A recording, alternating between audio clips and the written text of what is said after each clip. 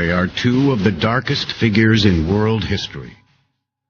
Their names conjure images of hatred and terror on an unprecedented scale. Hitler and Hussein. Their legacies are well known, yet few know the real story of how these two tyrants are actually linked in history. It is a deep and chilling association. The Ba'ath Party was a fascist party. For the first time, we'll examine how Saddam's infamous Ba'ath Party was modeled directly on the Nazis.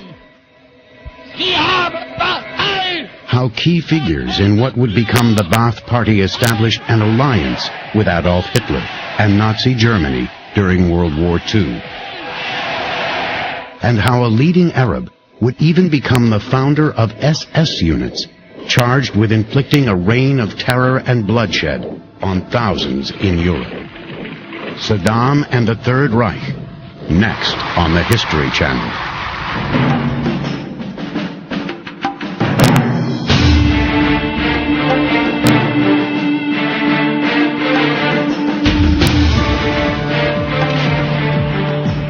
March 2003.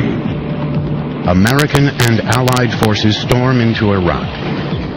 Their mission, topple the government of the Iraqi dictator, Saddam Hussein. It takes just 3 weeks before the Iraqi armed forces are routed. American forces seize Baghdad, and scenes of U.S. troops inside Saddam Hussein's once magnificent palaces are broadcast around the world. On December 13th, Saddam Hussein, after 8 months on the run, is captured by American troops. With his long beard and disheveled hair, it's hard to believe that this is a man who is charged with the sadistic murder of tens of thousands of his own people, a tyrant who personally tortured many of his victims. How did Saddam Hussein rise to the pinnacle of power in Iraq? Who really were the Baathists, the party that Saddam controlled? What did they try to achieve? A little known but terrifying reality is that the Ba'athist movement, its organization and its methods were directly inspired by the German Nazi Party.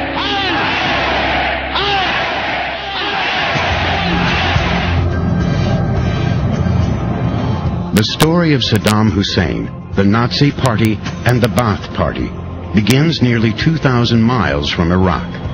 It starts in the 1930s, in the French capital, Paris. There, a young Syrian named Michel Aflaq is studying at the University of Sorbonne.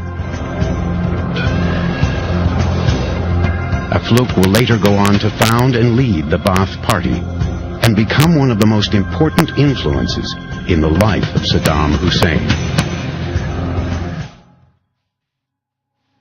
Michel Aflaq is the son of a prosperous Syrian-Lebanese merchant family. Syria is a French colony, and it is the custom for the rich to send their sons to be educated in France. The experience will lead many young Syrians to admire French democracy. But not Michel Aflaq.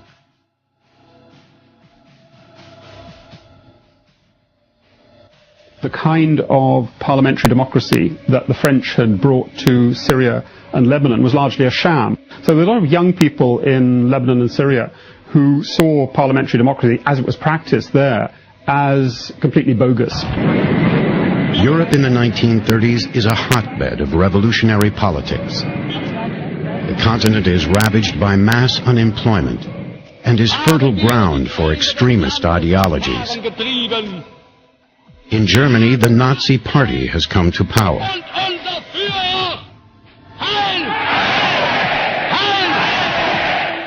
With their parades and uniforms and dangerous ideas, the fascists give the illusion of hope to those who have lost everything. The Nazis blame Jews and communists for all of Europe's ills.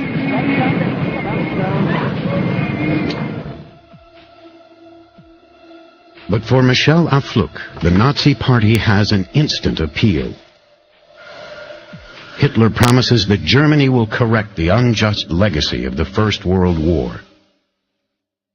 His words resonate powerfully with Afluk, who believes the Arabs have been shamefully mistreated by the British. During World War I, the Arab lands had formed part of the ancient Ottoman Turkish Empire. In 1914, the empire declared war on Russia, an ally of the British and French, and joined forces with Germany. In response, the Allies declared war on Turkey. The British, through their agent, the famous Lawrence of Arabia, promised the Arab tribes that by fighting the Turks and Germans, they would get a massive independent Arab state after the war, stretching all the way from Syria to Yemen. The war ended in defeat for the Germans and the Ottoman Empire. But in 1919, in the post-war carve-up of their territory, the Arab tribes had learned a harsh lesson in the politics of war.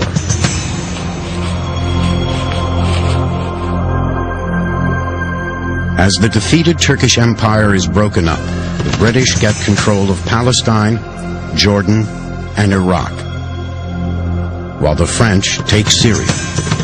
They then ignore their promises to the Arabs, worrying that an Arab state will control the world's oil. To add insult to injury, the British go on to promise a Jewish national homeland in Palestine, without consulting the territory's Arab residents. We see a strong Arab nationalist movement emerge in the Middle East that was, to a great extent, promoted by the British in their attempts to undermine the Ottoman Empire. Simultaneously, they were also promoting a Zionist cause as well, and we would later see that the problems of promoting these two ideas side by side would have for the British and then indeed Middle East politics as a whole. To young Arab nationalists like Michel Afluk, the carve-up of the Arab world by the colonial powers was a bitter betrayal.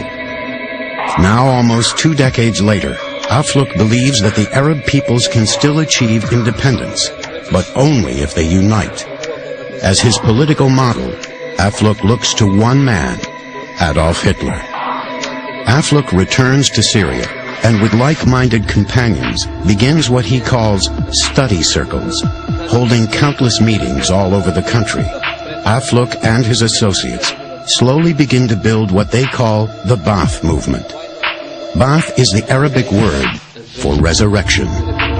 Michel Aflaq was a schoolteacher from Lebanon who was an Arab nationalist at heart, and in the 1940s began to organize a party, the Ba'ath Party, the Arab Renaissance Party, which gathered together like-minded Arab nationalists in Lebanon and in Syria. Like the Nazi Party, as the Ba'ath Party grows, it sees the established great powers, especially Britain, France, and the United States, as the greatest obstacle to its vision. Under Hitler, Germany was showing that it could defy its enemies, intimidate others, and create its own destiny. The Ba'ath Party means to follow Hitler's example in the Arab world.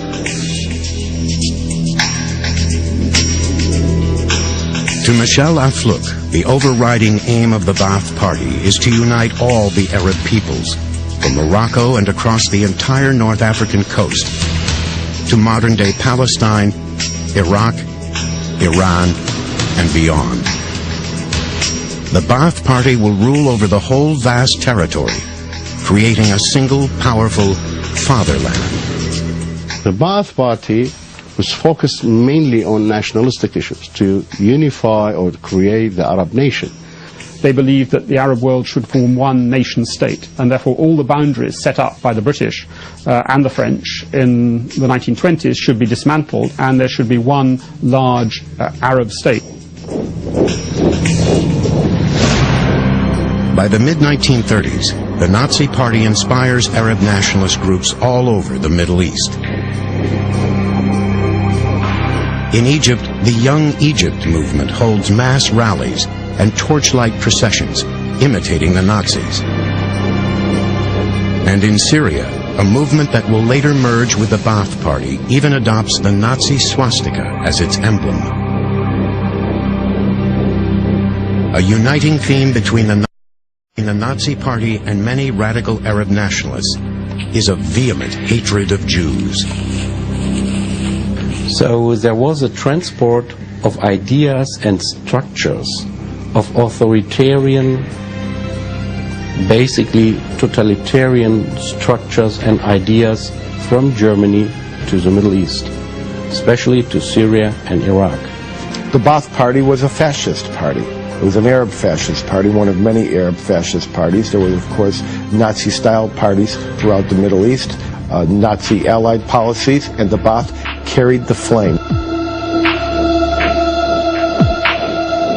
All over the Middle East, Hitler's autobiography, Mein Kampf, is translated into Arabic and sold in markets. This is all done with assistance from the Germans. Already, German embassies in the Arab capitals are spreading propaganda and making secret contacts with Arab nationalists. Germany had a radio station, and it would start حي العرب هنا برلين. Salute the Arabs, here is Berlin, and this is Berlin radio station. So the Germans were agitating all Arab nationals against the British. All across the Arab world, sympathy for Nazi ideas is spreading. One thing you notice in the 1930s is increasingly Arab nationalist circles are influenced by the racist and anti-Semitic language of Nazi Germany.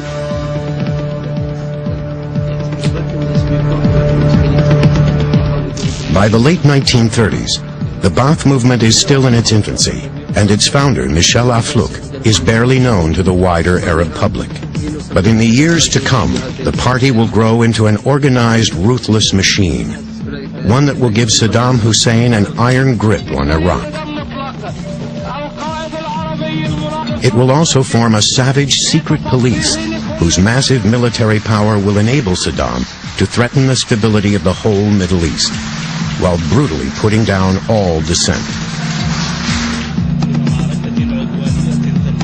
Why was the Ba'ath so terrifyingly effective? Because deep in the historical roots of the Ba'ath Party was the hidden hand of Nazi Germany.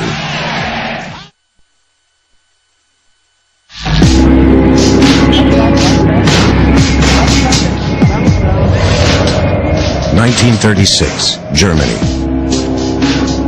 Nazi persecution of German Jews is systematic and brutal.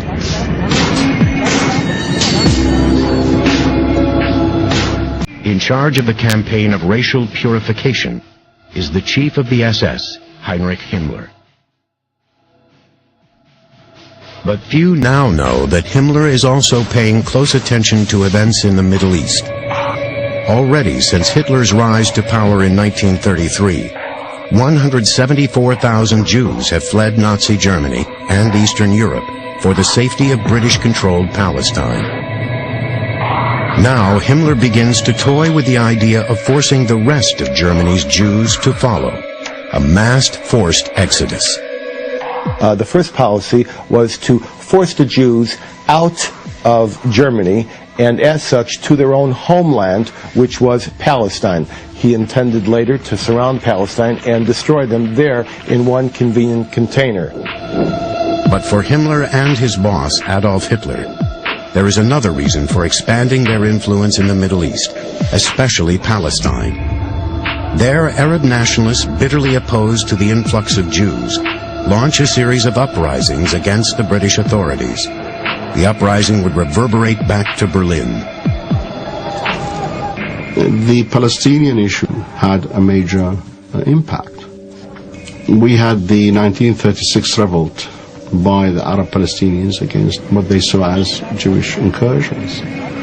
This kind of expansion was seen at a certain point was seen as dangerous. So the upheaval in Palestine impacted, it had its influence on the minds and hearts of Arab nationalists and the public at large. To many Palestinian Arabs, the arrival of European Jews from Germany, Russia, and elsewhere, tolerated by the British administration, is deeply threatening. Once a small minority, Jews now number a third of the population, in the politics of Palestine of the 1930s, with increasing Jewish settlement, with increasing resentment by the Arab Muslim populations of the Zionist project in Palestine and of Jewish settlement, a very discontented Palestine emerges, and you have riots at the end of the 1920s and a revolt in the mid-1930s. Militant Arabs declare a general strike, and to pile on the pressure, organize a vicious campaign of violence against Jews and the British. The leader of this uprising is a man named Amin al-Husseini, former Turkish army officer, and now known as the Grand Mufti, or senior Islamic leader of Jerusalem. Amin controls the revolt from a hideout on Jerusalem's Temple Mount, which the British fear to attack in case they inflame Muslim opinion around the world. And to the exclusion of Christians and Jews. As the revolt grows into a full-scale uprising, the British declare martial law.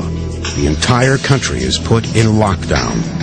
They rush 20,000 troops to Palestine to put down the rebels. But the Grand Mufti has secretly met with German and Italian intelligence agents, and the British suspect his forces are getting German arms. Desperately seeking a solution, the British offer to partition Palestine between the Jews and the Arabs. Jewish Palestinians accept the proposal, but the Arabs, led by the Grand Mufti, refuse. What becomes known to Arabs as the Great Uprising will continue.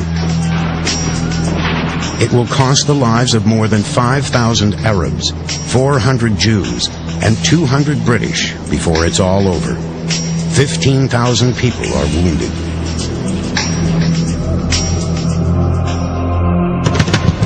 In Germany, Adolf Hitler and his SS chief Heinrich Himmler see the situation in Palestine as an opportunity. If the British create a new Jewish state, could that be Germany's chance to expel its remaining Jews? Could the Arab nationalists prove useful allies of Germany?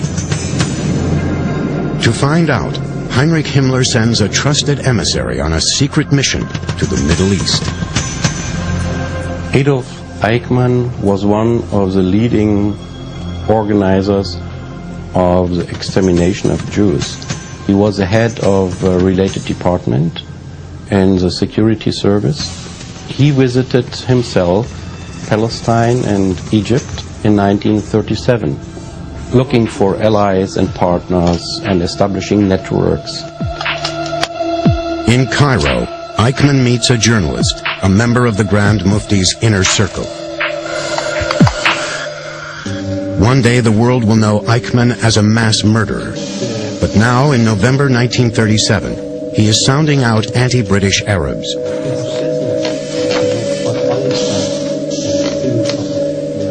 The Mufti is in hiding, but on his behalf the journalist asks Eichmann for German money and arms with which to fight the British. He also makes it clear that Amin wants the Germans to stop Jewish immigration from Germany into Palestine. 4 years earlier, the Grand Mufti had contacted the Germans, offering his help in supporting the Nazi cause in exchange for help against the British and the Jews. That time, he got a cool reception. Now, with World War II on the horizon, he hopes it will be different. But as his envoy reports back on his meeting with Eichmann, it is clear that although the Nazis support the Palestinian Arab cause, they are cautious. They have no intention of giving aid on the massive scale the Mufti wants. In the summer of 1938, the Arab insurrection in Palestine against the British and Jews reaches a bloody climax. 10,000 Arab fighters battle across the country. British authorities introduce draconian measures, imprisonment without trial, and demolishing the houses of suspected rebels. As for the leaders of the rebellion, the British arrest 5 members of the Mufti's Arab Committee and ship them to a remote island in the Indian Ocean. However, the Grand Mufti, Amin al-Husseini, is not among them. As the battle in Palestine rages, the most important rebel of them all escapes to Lebanon.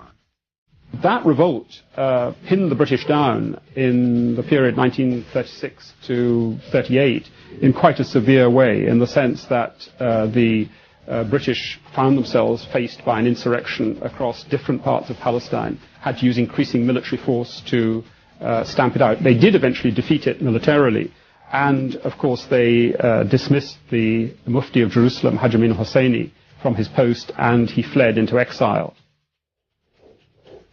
For more than 2 years in 1939, the British succeed in putting down the rebellion. However, as a concession to the Arabs, they agree to one of the Grand Mufti's demands. For the time being, they will shelve the idea of a Jewish state.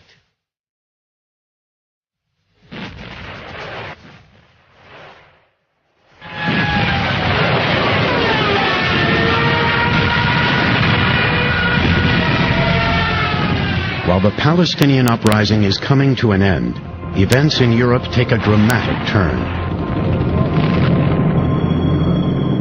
In September 1939, German armies smash their way into Poland. As the cataclysm of World War II engulfs the great European powers, the waves will sweep through the Middle East.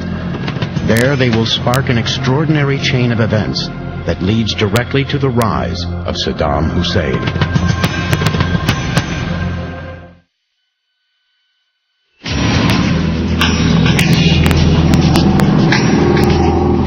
May 1940, German armies sweep into France.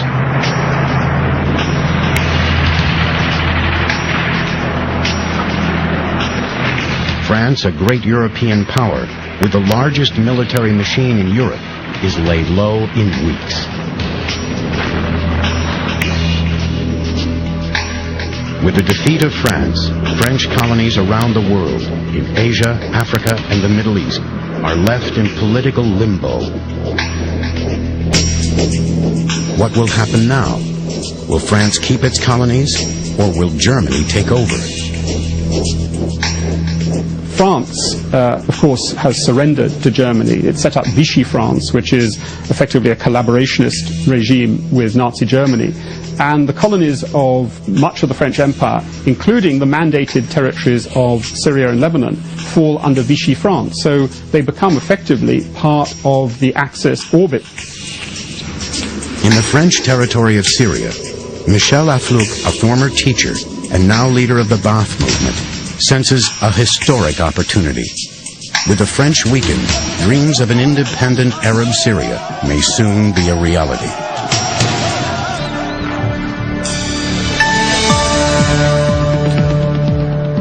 The fascist Ba'ath movement, up to now forced by the French authorities to operate underground, comes out into the open and begins recruiting young men who share its vision. It is the beginning of a whole new phase in Aflaq's campaign to unite the Arab world.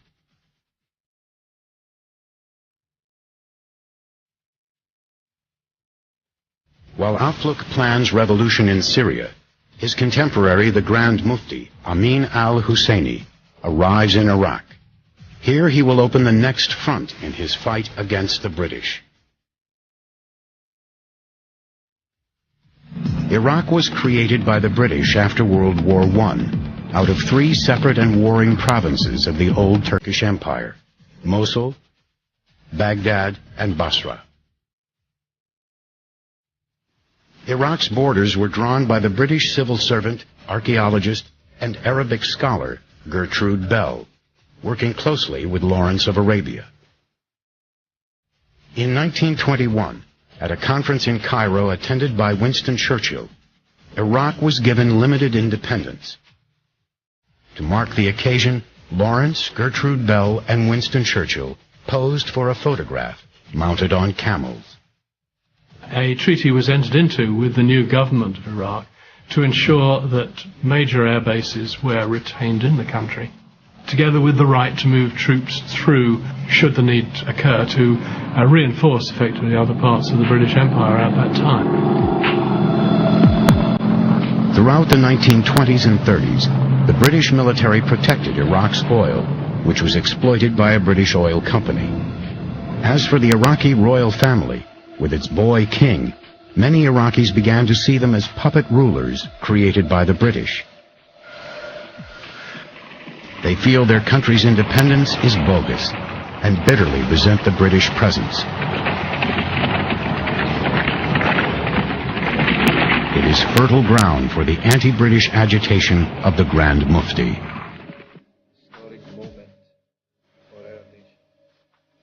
Everyone in Iraq knows of the Grand Mufti's rebellion in Palestine. Now in Baghdad, he is treated like a hero. The Mufti's aim is to take advantage of any and all British weakness, now that they are at war with Germany. His secret plan is to mount a coup that will throw out the Iraqi government and the British military. The Mufti of Jerusalem found a very warm welcome in Iraq, and it's often said that he became part of the backbone of the Iraqi Arab nationalist resistance against the British. The British felt very uneasy about his presence there, but couldn't do much about it. Amin already has the secret backing of powerful figures in the Iraqi government and army. He also has massive funds gathered in Iraq and all over the Middle East. What he needs now is Hitler's support for his ambition of uniting the Arab world.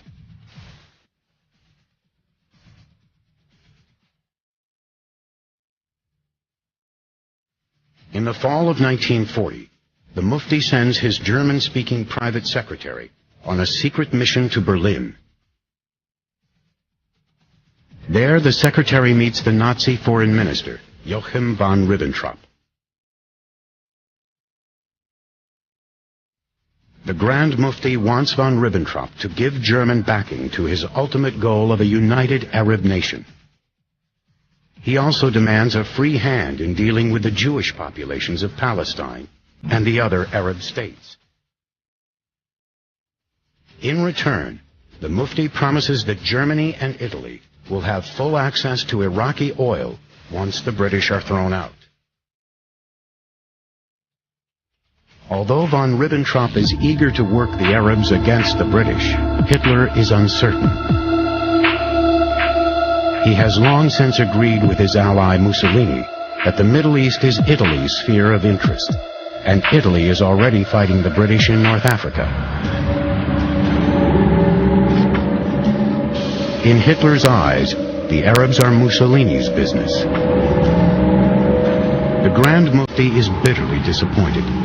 Ribbentrop tells the Mufti's secretary he will have to be content with a vague promise of German arms and money, and even then only if the Italians agree. In fact, Mussolini has no intention of backing any moves toward independence for Arab states. What Mussolini really wants is German help for his armies in North Africa, struggling to avoid complete annihilation by the British. In February 1941, Hitler sends his star commander, General Erwin Rommel, to North Africa with tanks and infantry. Immediately, Rommel's Africa Corps, backed by the Italians, goes on the offensive. In battle after battle, Rommel pummels British forces. The dramatic successes of the Germans against the British in North Africa galvanized the Grand Mufti and his supporters in Baghdad.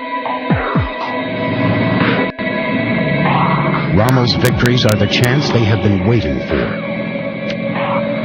Fronted by an Iraqi army officer named Rashid Ali, nationalists begin to organize an Iraqi pro-German revolt.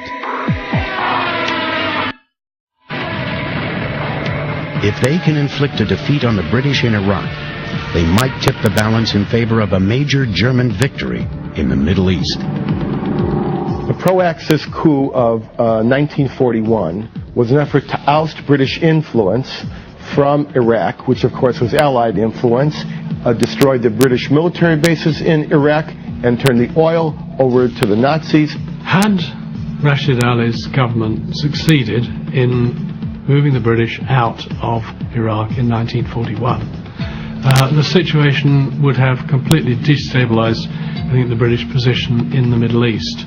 It would have allowed Axis troops to be moved into Iraq in the rear of the British forces who were seeking to re-establish the position in the Western Desert.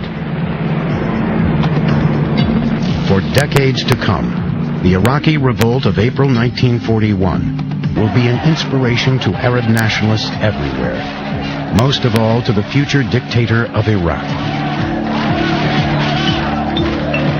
Stories about how the British were challenged in Iraq and almost defeated will inspire Saddam Hussein all through his teenage years. The reason is that one of the Iraqi army officers taking part in the coup is Saddam Hussein's uncle.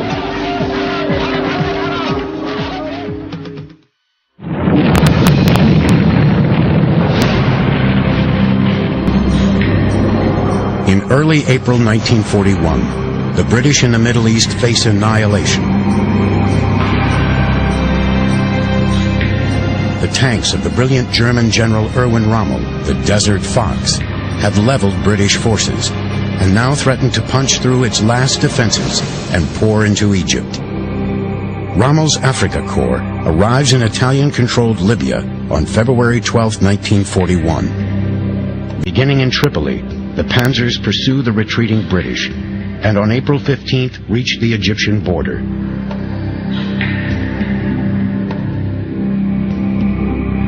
Rommel now threatens the Suez Canal, Britain's link with its empire, and might even smash right through Palestine and Jordan, all the way to the oil fields of Iraq. The German advance means the British now face the horrifying possibility that they might lose control of the whole Middle East, and with it, Britain's main oil supply. If that happens, they could lose the war. Meanwhile, to many Arabs, Rommel appears not as a foreign invader, but as a liberator who will drive the colonialist British out of Arab lands for good. When the newsreels would run in the Baghdad cinemas with Churchill being shown and with Hitler being shown, Churchill was booed and Hitler was cheered. The placards all over the markets said, "In heaven, your master is Allah. On earth, it is Adolf Hitler."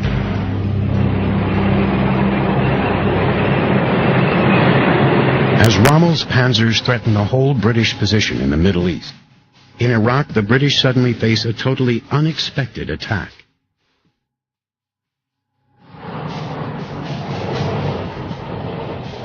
On April 10, 1941, conspirators led by Rashid Ali and the Grand Mufti of Jerusalem, Amin al-Husseini, launched their carefully planned coup. As far as the young Iraqi officers were concerned, they had no love for the British. They were nationalist, and they believed that the Germans, the Axis powers, were going to win the war. Among the army officers involved in the coup is Khairallah Tulfa, a fervent admirer of the Nazis.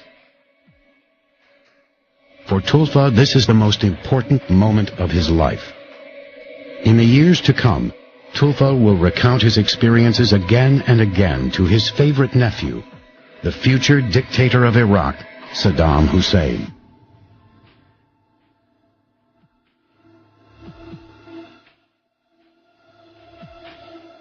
In the early stages of the Iraqi coup, Amin al-Husseini has stayed in the background. Now he takes center stage. As the Grand Mufti or senior Islamic leader in Jerusalem, Amin first issues a fatwa, or religious edict. He solemnly instructs all Muslims to rise up and fight the British in Iraq. He declares a jihad, a holy war. The news rocks London. So great is the threat to the British from the Grand Mufti that he goes to the top of the list of Britain's most wanted in the Arab world. British Prime Minister Winston Churchill even approves a plan to kill or capture Britain's #1 enemy in the Middle East. Churchill also orders sabotage missions to blow up Iraqi oil wells, aiming to stop them from falling into German hands. In fact, in the chaos of the Iraqi battle, neither plan reaches fruition.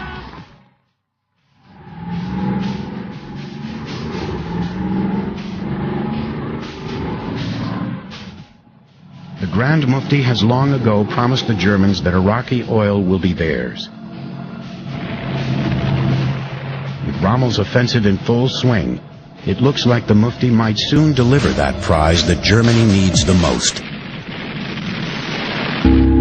For the Grand Mufti, the rewards could be immense. If the Nazis had won the war, and if the Nazis had taken control over the Middle East, the Mufti would have been the Governor General, or the titular king of the Middle East.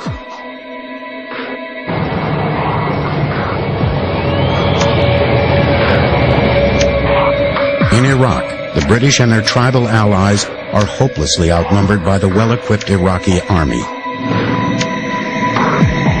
When the Iraqis officially announce an alliance with Germany, a British-German showdown is inevitable. After days of rising tension, British families are evacuated to Habanaya airfield, 60 miles from Baghdad, from where they are to be flown out of Iraq. At Habanaya, there are almost 2,500 British servicemen and civilians. The only aircraft they have are obsolete training planes with student pilots.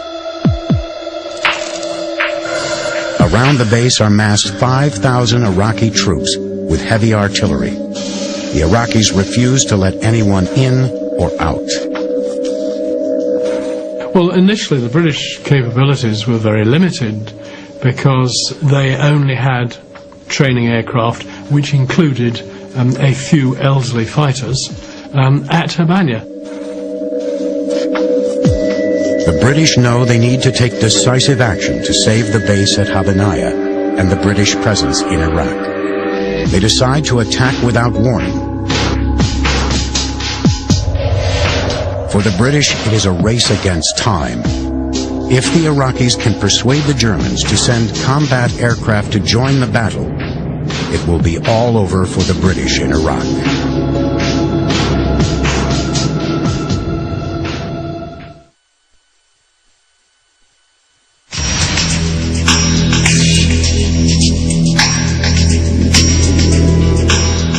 April 1941. News of the pro-German coup in Iraq quickly reaches Berlin, but Adolf Hitler pays no attention.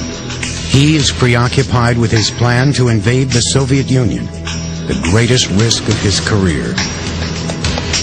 With the Führer showing little interest in the Middle East, it falls to von Ribbentrop to see Iraq as a historic opportunity.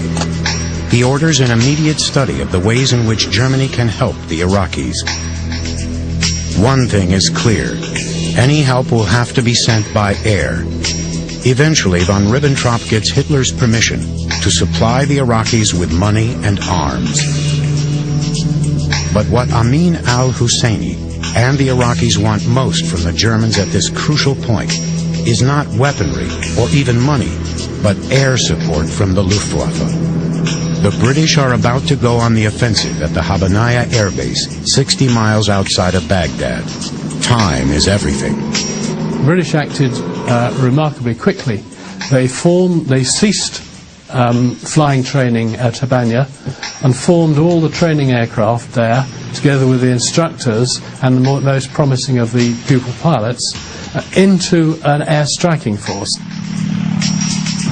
Although few of the pilots have ever flown a combat mission, they are thrown into action regardless of the risks. In May 1941, the British aircraft launched ferocious bombing and machine gun attacks on the Iraqi artillery positions. The British plan is to eviscerate the Iraqi artillery with air attacks by the squadron, joined by heavy bombers based nearby. In a two-pronged attack, infantry raids keep the Iraqis off balance, while the RAF widens its operations, attacking Iraqi air bases and wiping out the Iraqi Air Force. At the same time, in one of the boldest transport operations of the whole war, British civilian aircraft fly 400 troops from India to the Iraqi city of Basra, a distance of 1,500 miles. Their mission is to reinforce a march on the Iraqi capital, Baghdad. The British Air Forces, both within Havana and from the surrounding areas, attacked so strongly that within a week the Iraqi troops had given up their positions and were retreating on Baghdad in some confusion. After 6 days of fighting, the British drive the Iraqis away from the Habanaya air base and break the siege. The retreating Iraqis leave behind large quantities of supplies and weapons, but the battle for control of Iraq has just begun.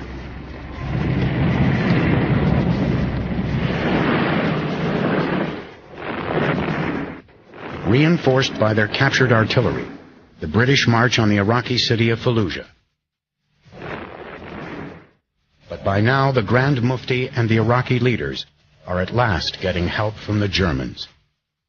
They sent in a small air contingent, which effectively involved 7 bombers, 12 long-range fighters, and some transport aircraft and their support crews, and a single unit of Italian biplane fighters. And that was the extent of the Axis support when it actually came to it.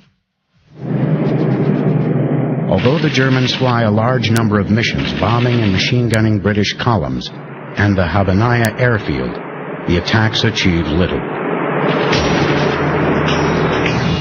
They are never coordinated with Iraqi troops on the ground and manage to destroy only a handful of British aircraft.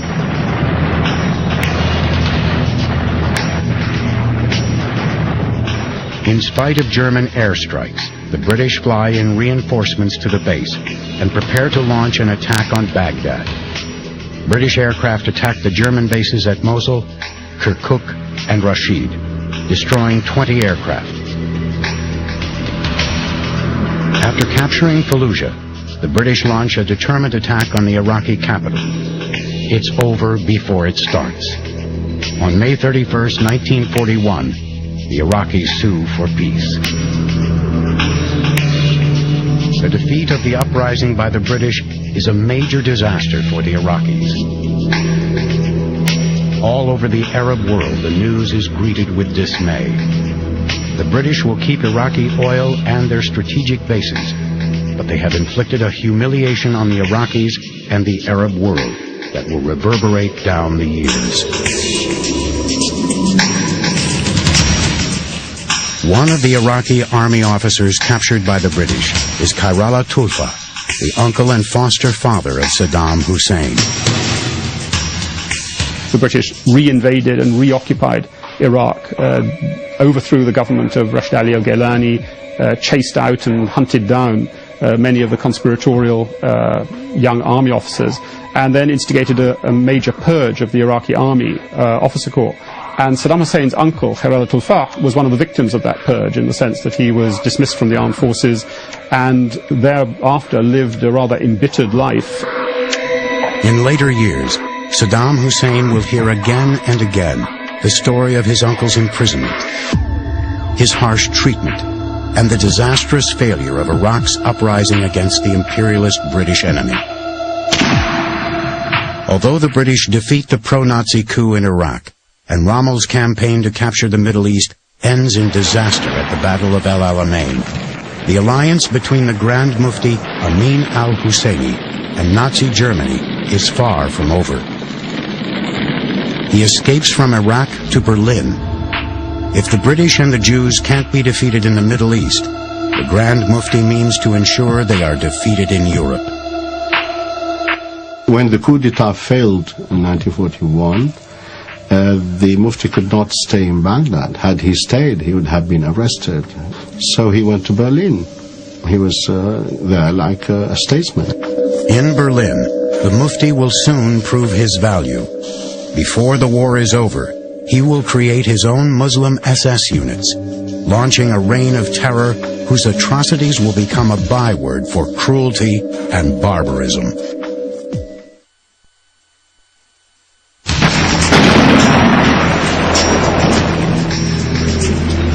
Fall, 1941. German divisions are racing through the Soviet Union, smashing the Soviet Red Army in their path.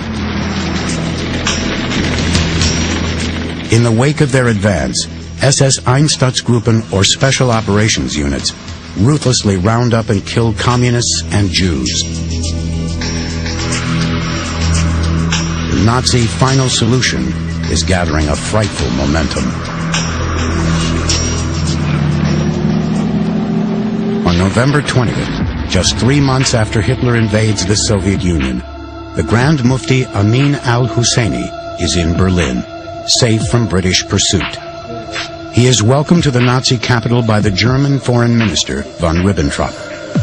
The Mufti failed in Iraq, but he is convinced that a Nazi victory in the war will, in the end, give him everything he wants. Once again, he asks von Ribbentrop for German promises to support Arab independence. He insists that the Jews of the Middle East are part of a world conspiracy, and makes it clear that he fully supports their complete annihilation. He asks von Ribbentrop for FaceTime.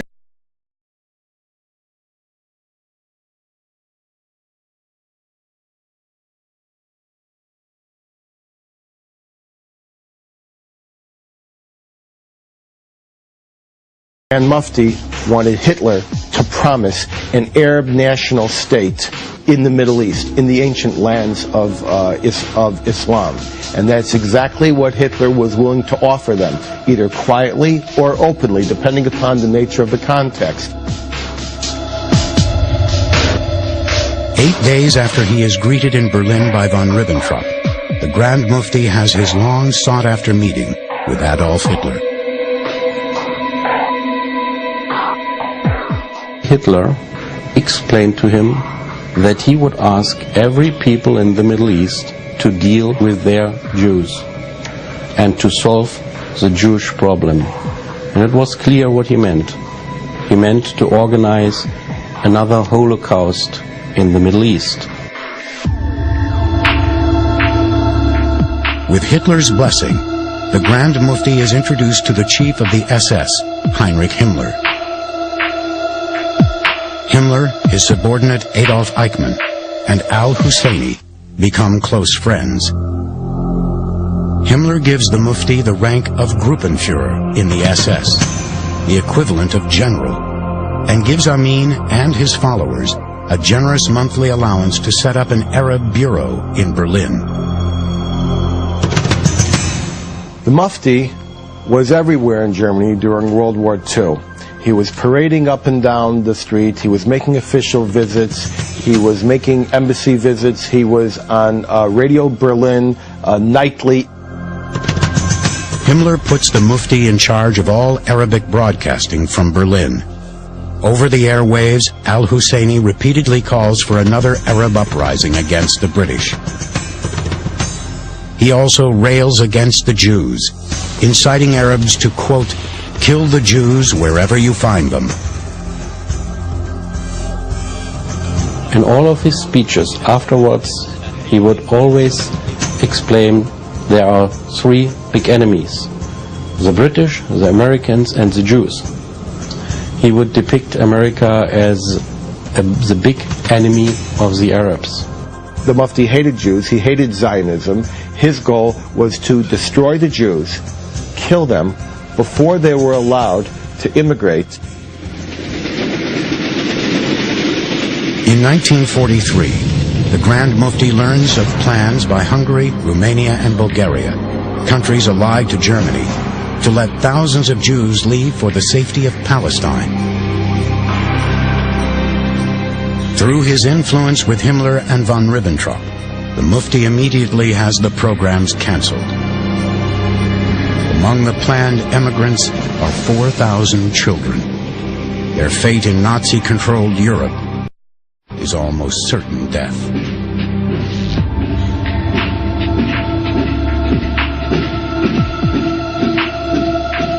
In the last 4 years of war, Germany has suffered enormous casualties on the battlefield. The Reich is desperate for fighting men. Heinrich Himmler begins recruiting Muslims from the Balkans with the enthusiastic help of the Grand Mufti, Amin al-Husseini. The Mufti helps raise the Bosnian Muslim 13th SS Division Hansjar, along with other units of what the Mufti calls his Arab Legion. Altogether, the Grand Mufti helps recruit 30,000 men for the Nazi war machine. Ironically, in Nazi racial theory, Arabs are seen as inferior racial stock and not eligible for SS membership.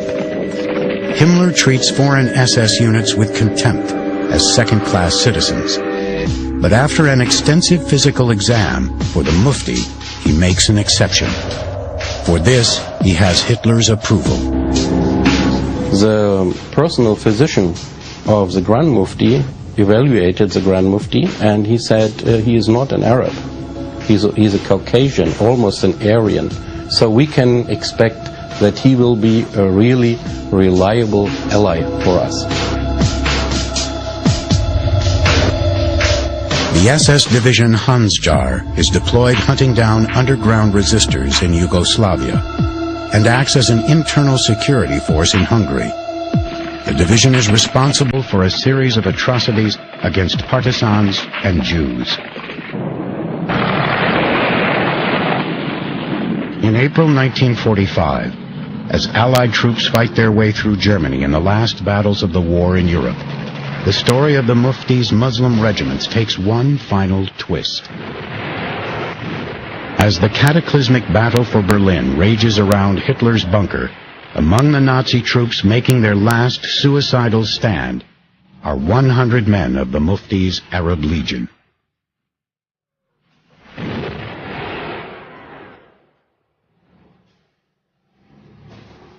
With the Allied victory, the war is over. But the influence of Nazi Germany on the Middle East is far from over. In Iraq, the Grand Mufti's legacy will fan the flames of a new and potent force, one that will mold a young Arab nationalist into a cunning and brutal dictator.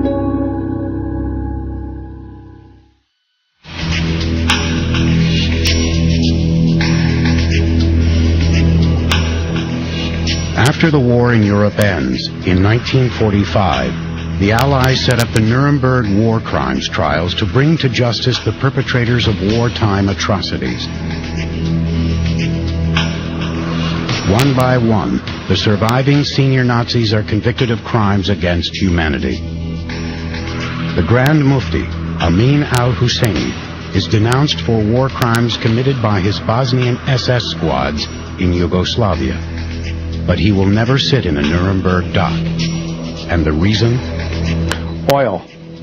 The Allies needed to keep the confidence and to keep the support of the restive and fomenting Arab communities in the Middle East. The Grand Mufti escapes justice, finding refuge in Egypt.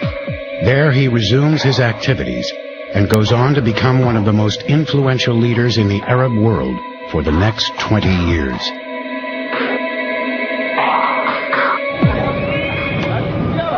The uprising. The British keep a firm grip on Iraq. The monarchy is restored, and the young King Faisal has even been to school in England. So confident are the British that some of those who took part in the coup of 1941 are released from prison. Among them is Saddam Hussein's uncle Khairallah Tulfa. Like many of his fellow pro-German rebels, Tulfa faces a difficult future. Banned from rejoining the Iraqi army, he becomes a village school teacher in Tikrit, his tribal home. It is a modest occupation, but to many young Iraqis, Tulfa is a hero. One of his deepest admirers is his young nephew, Saddam Hussein. Saddam was basically orphaned at a very young age, probably when he was 2 or 3. He was born into a very poor family. So he was basically sent off to live with his uncle Kairala, who lived in Tikrit, and it was through Kairala that eventually Saddam got some semblance of an education. Because Saddam didn't start school until he was 11, he was behind his classmates in reading and writing. He was mercilessly teased and bullied. The one thing Saddam was good at was using his fists, and so he defended his family honor by beating people up. The young Saddam Hussein worships his uncle, whom he sees as a freedom fighter for the Arab cause. In the coming years, Saddam will absorb from Kairala Tulfa a hatred of the British and the Jews, and a deep admiration for fascism. This was the kind of man that Saddam Hussein was intimately connected with in the 1940s and 50s. A man who had no love for the British, who hated the monarchy. It's not really surprising that Saddam Hussein gravitates towards the Ba'ath Party. Kairala Tulfa writes a pamphlet voicing his anger at being excluded from the army and from politics. It is entitled, "Three Whom God Should Not Have Created: Persians, Jews, and Flies." In it, Tulfa vents his hatred of Jews, Iranians, and Kurds, and dreams of uniting the Arab world.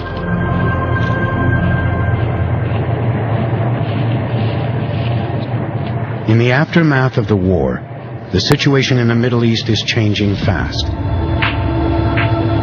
Thousands of Jews who have survived the Nazi campaign of extermination flee to Palestine. The British try to prevent them from settling, but the Jewish underground fights back.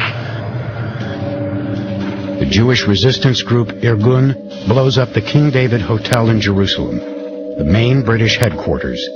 91 people are killed in the attack. As Palestine's Jewish population soars, tensions between Arabs and Jews reach fever pitch. Each side launches brutal attacks on the other. With Palestine spiraling into civil war, the British decide they can no longer remain. In November 1947, the United Nations announces that Palestine is to be partitioned into 2 states, one Jewish, one Arab. While the Jewish population is jubilant at the news of independence, the Arabs refuse to accept the partition plan. Bitter fighting breaks out between heavily armed Jewish and Arab militias.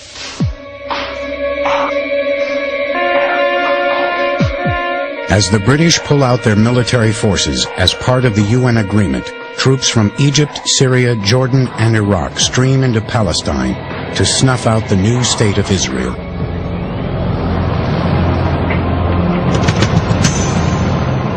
After a year of bloody battles, in which 10,000 people die, the Israelis win a decisive victory. The outcome is a violent shock to Arab nationalists, especially the young. Soon they start looking for someone to blame for the defeat. The Middle East is ripe for revolution. At the center of that revolution is the Ba'ath movement, headed by Michel Aflaq. Over the past 2 decades, the Ba'ath Party has exploded throughout the Middle East. Ba'ath is now a full-scale political force based in the Syrian capital, Damascus. Aflaq now helps to set up a new wing of the party in Iraq. Just when fascism is defeated in Europe, it returns to the Middle East in the guise of the Ba'ath Party. For many young Iraqis, Ba'athism had quite an appeal, promising a greater future for the Arab world. It seemed to be a unification of the Arab world, getting rid of the boundaries imposed upon it by colonialism. And they liked it, and they read it, and they joined the Ba'ath Party. 2 men strongly attracted to the party and its fascist ideology are Kairala Tulfa and his nephew Saddam Hussein. In the 1950s, Saddam and his uncle moved to Baghdad to be closer to the political action. Tulfa makes contact with the Ba'ath Party, and under his uncle's influence, Saddam joins too. So he was tall, handsome, kind of obedience, silent, mostly because he had no education. At that time, he hadn't even completed his secondary school. Saddam wants to join the Iraqi army as his uncle did before him, a tradition among the young men in his home district of Tikrit.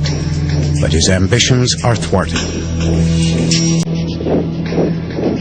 Saddam very much wanted to go to the prestigious Baghdad military academy. His problem was, because he was basically an impoverished peasant boy with a very rudimentary education, he simply didn't have the qualifications to enroll. And this was yet another source of great resentment for Saddam. And it was really because of his failure to get into the Baghdad military academy that he found himself being associated with the Ba'ath Party, which of course was in its infancy in Iraq at that time.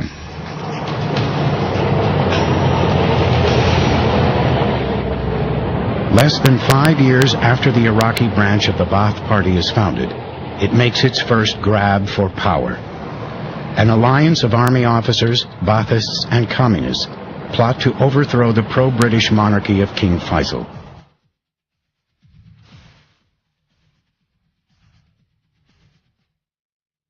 The leader of the plotters is a general in the Iraqi army named Abdul Karim Qasem. In just over a year, in an ironic twist, Qasem himself will be the target of a dramatic assassination attempt by none other than the young Saddam Hussein. Later, as the dictator of Iraq, Saddam will admit that the Qasem affair changed the whole course of his future life.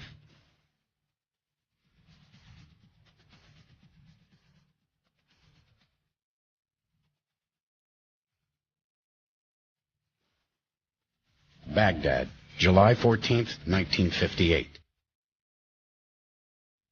The Ba'ath Party's dream of overthrowing the Iraqi government is a reality.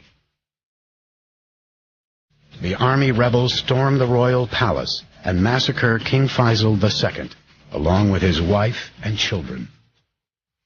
There was a coup d'etat in Iraq in the army, or elements of the army, overthrew the monarchy in Iraq and brought to power not Baathists, but brought to power Arab nationalists, although the Baathists supported the coup, and also Iraqi nationalists, and also communists.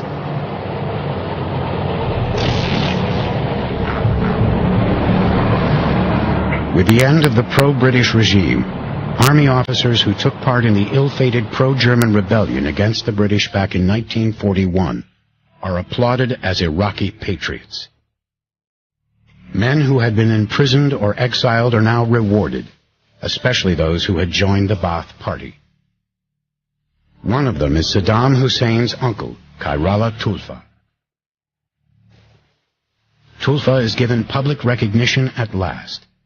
He is made head of schools education in Tikrit.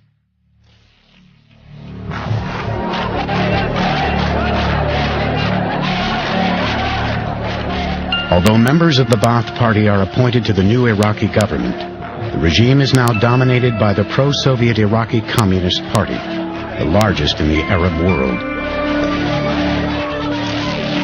The Ba'ath Communist alliance soon turns sour. One communist official succeeds in getting Saddam's uncle, Khairallah Tulfa, fired from his job. It is the event that triggers Saddam Hussein's first confirmed murder. Saddam was commissioned basically by Khairallah to kill a local Communist Party official in Tikrit who'd upset Khairallah by basically saying he didn't have the necessary qualifications to do the job he was doing in Tikrit's educational establishment. Outraged, Tulfa sends his nephew to get revenge. He gives Saddam his own pistol for the job. Saddam coolly ambushes his target, killing him with a single shot to the head. It is his first step in a lifetime career of cold-blooded killing.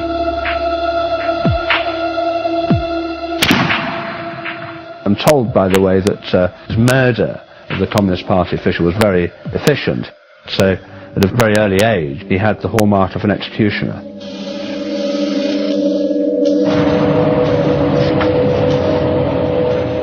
The man who led the coup against the government, General Abdul Karim Qasem, is the new leader of Iraq. To strengthen his communist ties, soon after taking power, Qasem invites 2,000 Eastern European and Soviet advisors to Baghdad.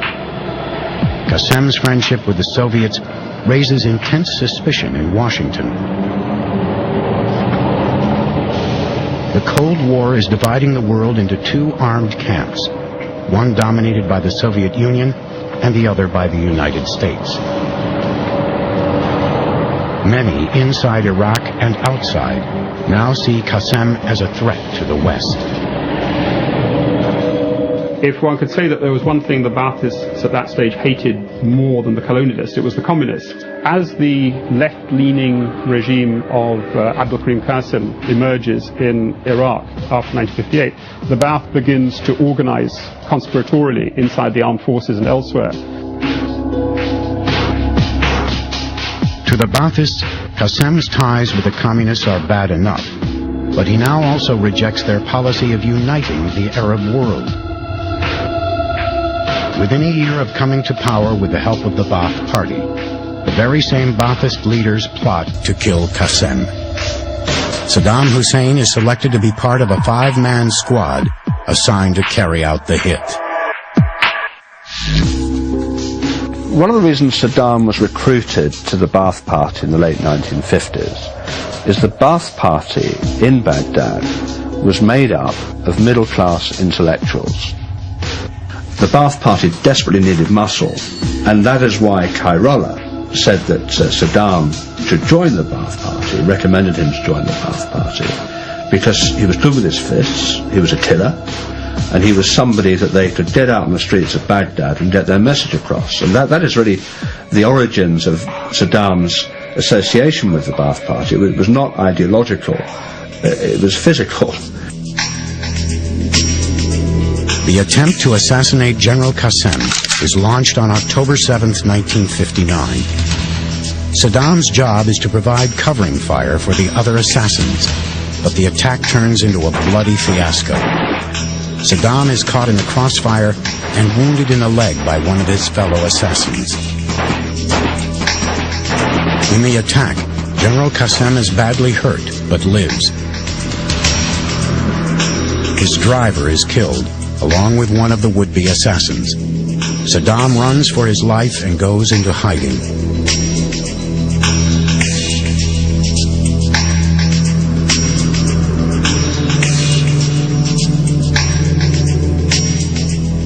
In the following weeks, several of Saddam's co-conspirators are captured, tried, and sentenced to death.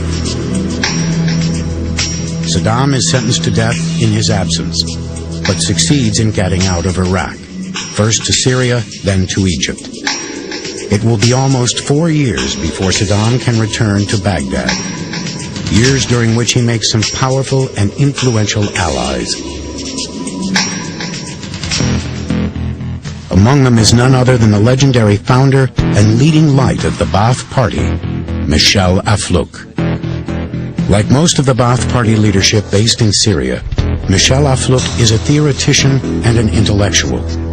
He needs operatives of a tougher sort.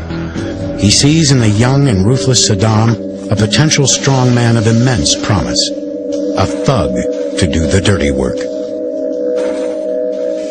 From Syria, Aflaq sends Saddam to Egypt, where he spends the next 3.5 years.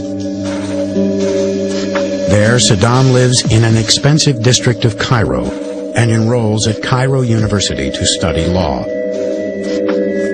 In Egypt, Saddam marries his uncle Kairala Tulfa's daughter, Sagida, firmly cementing his most important family tie. This is when there are allegations, although not altogether proven, that he established contact with the CIA and the American secret agencies in Cairo. And the reason put forward for that was that the Americans, just as other people, were very nervous about Abdul Karim Qasem, the leader of Iraq's connection with the Communist Party and through the Communist Party to the Soviet Union. In February 1963, Iraqi army officers, some aligned with the Baath Party, planned to seize power in a coup backed by Western intelligence agencies.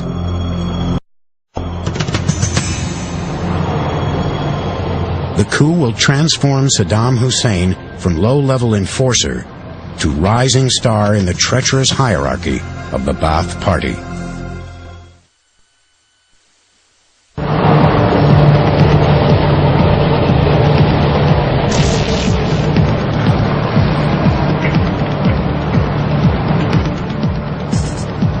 While Saddam Hussein is exiled in Cairo, dramatic events are taking place in Iraq. On February 8, 1963, army officers allied with the Ba'ath Party seized control in a shockingly violent and brutal coup. General Qasem, whom Saddam had failed to murder 4 years before, is arrested, tortured, and then executed.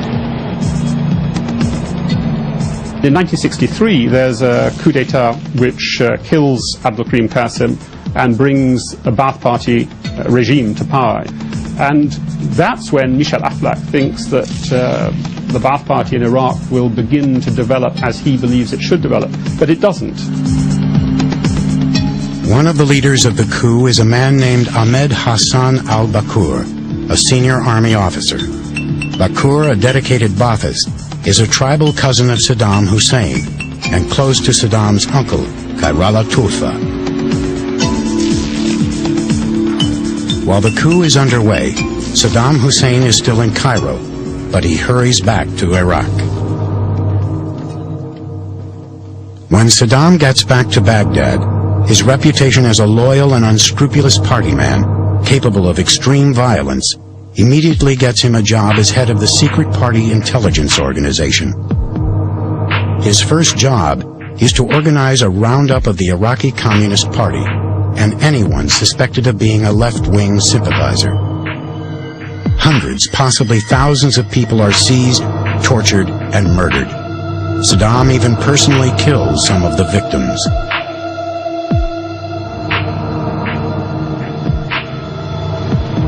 But within a year of taking power in Iraq, the new Ba'athist government starts to fall apart.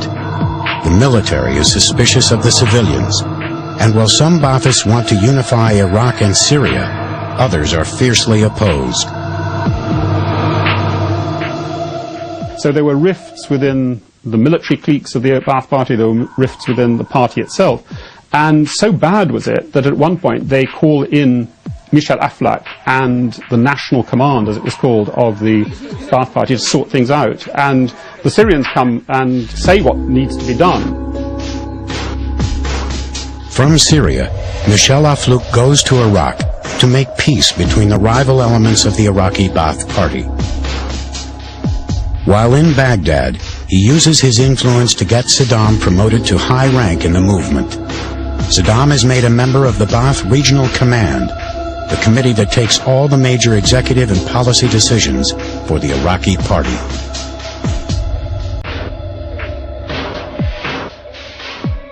Hassan al-Bakr, Ahmed Hassan al-Bakr, became the leader of the party and Saddam his deputy. This nomination, self-appointment, if you like, was endorsed by Michel Aflaq. And here comes the friendship between Michel Aflaq and Saddam Hussein.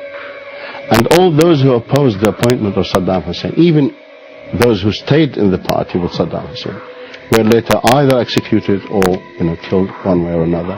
Saddam never forgave those who opposed his first appointment. He kept that deep down in his heart and exacted his own revenge. As attempts to restore unity in the Ba'ath Party fail, in November 1963, the military ejects the Ba'athists from the government. The climate is one of bitter resentment and suspicion. Many Ba'athist leaders are exiled or jailed. Control in Iraq starts to fall apart. 1963 was a very troubled year. It was a year of street fighting, murders, disappearances, of an underground warfare. The Ba'ath Party found itself out of power. Saddam Hussein, like many other young Ba'athists, found himself on the wrong side again of the new government that was coming to power in Iraq. After months in hiding, Saddam Hussein and his uncle, Kairala Tulfa, are smoked out, arrested, and jailed. But the conditions in which they are held are not harsh, and security is relaxed. But they are furious at the treatment they are getting at the hands of their one-time allies. Saddam, for one, is determined to win back his freedom. 2 years into his imprisonment, Saddam Hussein gets the chance he has been waiting for. The party has been secretly arranging his escape. While being transported to court, Saddam's guards allow him to stop at a restaurant. When the prearranged time comes, Saddam thanks his hosts for their hospitality and casually walks out. After his escape from prison, Saddam goes underground for a year. But the Ba'ath Party has a job for the tough young man from Tikrit. He'll be the muscle behind organizing the secret party cells that will steer the Ba'athists back into power. One of the reasons that Ahmed Hassan al-Bakr uses Saddam Hussein is that Saddam Hussein in the 1960s had become past master of what might call street politics of the Ba'ath. And so he wasn't an army man, he was outside the army completely, but what he could organize in was in the streets, in the universities, bands of thugs and semi-militia groups wandering around, the secret apparatus of the Ba'ath Party. Saddam Hussein's chance for a grab at power arrives sooner than he ever imagined. In June 1967, tensions between the powerful Arab states of Syria and Egypt on the one hand, and Israel on the other, explode into war.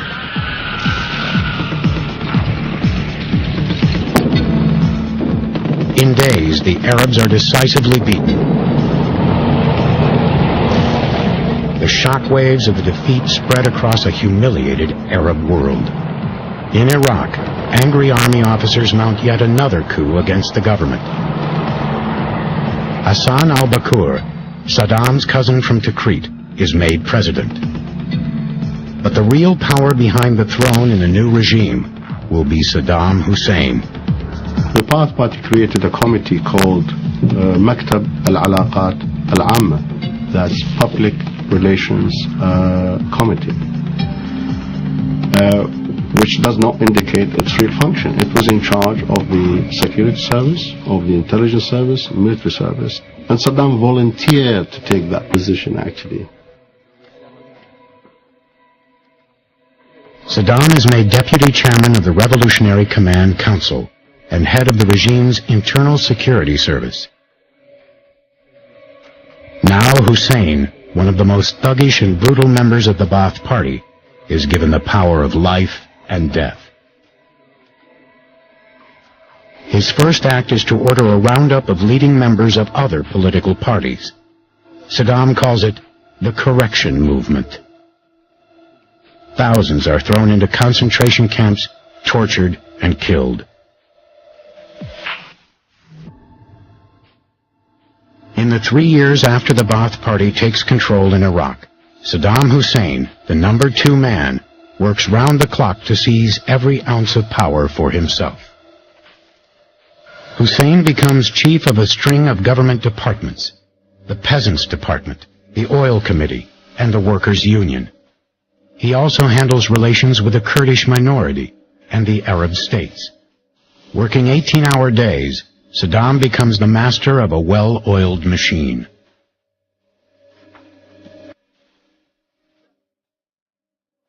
Shortly after the coup, Hussein brings the Ba'ath Party founder Michel Aflaq to Iraq and makes him official leader of the party. Saddam has good reason to be grateful to Aflaq, his mentor.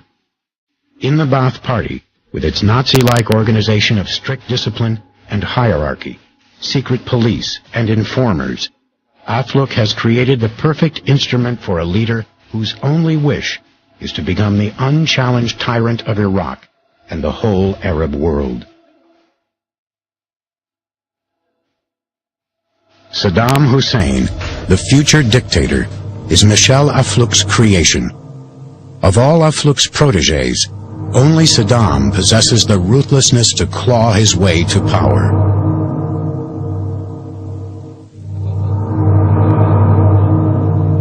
Saddam, veteran of a string of coups against the government, determined to stay in power, whatever the cost. The solution lies in a subtle mixture of favoritism and terror. First comes the terror. Saddam coins a chilling saying, "If there is a person, there is a problem. If there is no person, there is no problem." One by one, he picks off all his close political associates in the upper reaches of the Ba'ath Party, to the point whereby, certainly by 1972, within 4 years, he is the power behind the throne of President Bakr. Saddam Hussein is no longer number 2 in the regime. He's actually the most powerful man of Iraq, and he's often talked about as the strong man of Iraq. In Saddam's Iraq, nobody is safe. The loyal are rewarded with jobs and position. The disloyal disappear into one of Saddam's hellish prisons and are never seen again. To underline the message to an offender's relatives, after executing a political opponent, Saddam actually bills the family for the cost of the bullets.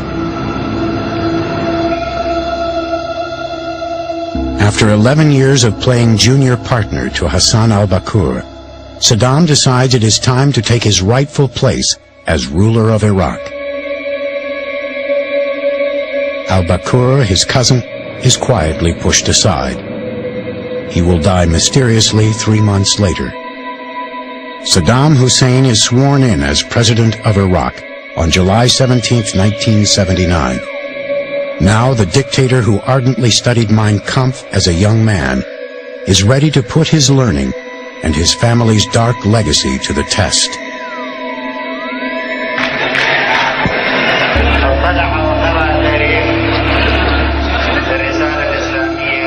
Within days of taking power as president, Hussein means to follow the example of his uncle Khairallah Tulfa's hero, Adolf Hitler. His first strike is to kill his opponents in the party's leadership in one fell swoop.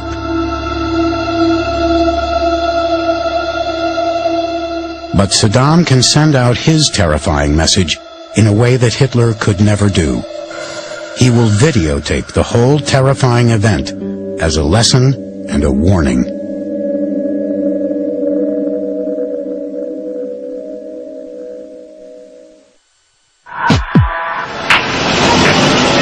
Baghdad, July 22, 1979.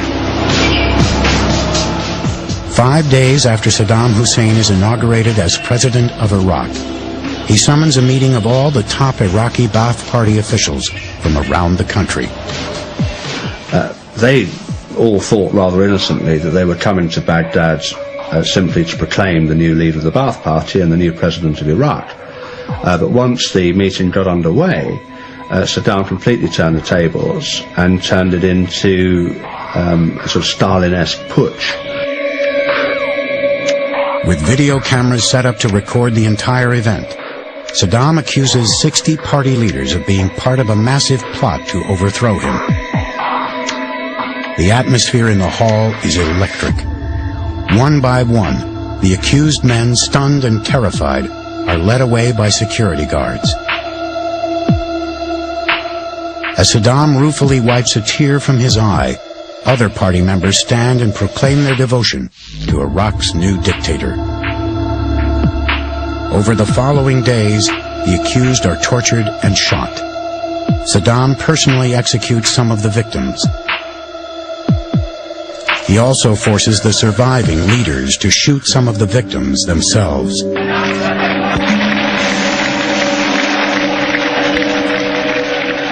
Immediately after the meeting, Saddam and the surviving leaders pose on the balcony for a crowd that has been organized to chant for Hussein and shout for revenge on traitors.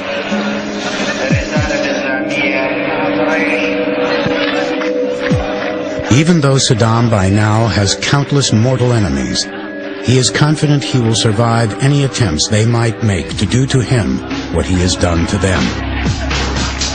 He surrounds himself with people he can trust, fellow clan members from his own district of Tikrit. Hussein's entire family will become members of the fascist Ba'ath Party. Iraq under Saddam Hussein, the Ba'ath Party under Saddam Hussein, becomes the preserve of his own clan, his own family, the people he really trusted. And it's from that period on that his power becomes virtually absolute. Not only does Saddam protect himself physically from attack, he guards himself in another way too. Like Adolf Hitler in Nazi Germany, Saddam creates an all-pervasive cult of leader worship, instilling in the Iraqi population feelings of deep loyalty and ensuring total obedience. The propaganda machine is really cranked fully into action to perpetrate this myth of the great invincible Saddam Hussein, the lion of Iraq, the defender of Iraq, the new Saladin. It's a very, very clever operation. Already, Saddam Hussein is pitching to become the leader of a massive united Arab world. He espouses the Palestinian cause as his own and poses with the Palestinian leader Yasser Arafat. There is already a deep connection between Arafat and Saddam. Arafat's mentor and one-time boss is the late Grand Mufti Amin al-Husseini, the architect of the pro-Nazi coup against the British in Iraq in 1941. Yasser Arafat even claims the Mufti is his uncle.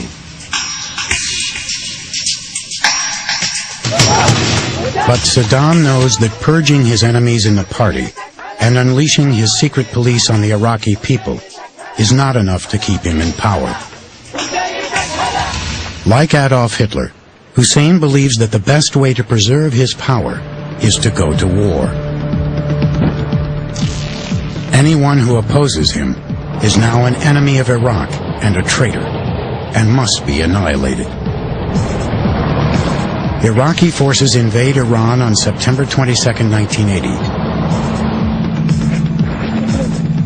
Saddam calculates that if he wins, he will be hailed as the strongman and undisputed leader of the Arab world. He boasts he will be in the Iranian capital Tehran in 3 days. In fact, the war will last 8 years and cost 1 million lives. But for now, as war with Iran is just beginning, and war with the United States is a decade in the future, Saddam is at the peak of his power. Supported by pro-Nazis, he has fulfilled his dream of ruling Iraq and might in time conquer the whole of the Middle East. After a lifetime clawing his way to the top, he is worshipped and feared by millions of Iraqis. It is a long way from his poverty-stricken boyhood in Tikrit. 3 men paved Saddam's way, all of them wedded to the ideology of Nazi Germany. Michel Aflaq, the man who created the fascist Ba'ath philosophy and its secretive party machine. The Grand Mufti, who fought the British in Palestine and Iraq and became an SS general in Germany. And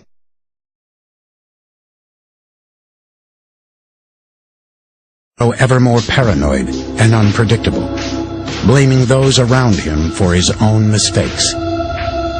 And always, like Hitler, Saddam would lead the Iraqi people by using violence and murder. I think Saddam, at the end, became a megalomaniac. He has killed hundreds of thousands, and if given the chance, he would kill millions. This man is a killer so profound that he will be remembered in the halls of the worst murderers of mankind.